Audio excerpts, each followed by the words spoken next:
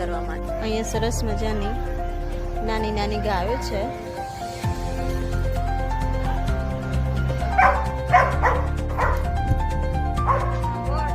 સરસ મજાનું મંદિર આનંદેશ્વર મહાદેવનું.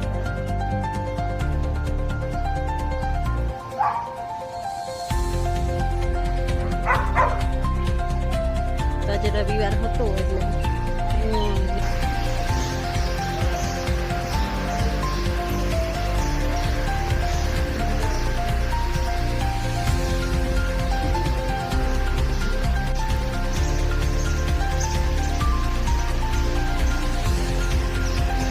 સરસ મજાના માળા અને પક્ષીઓ માટે જાનકી પણ છે.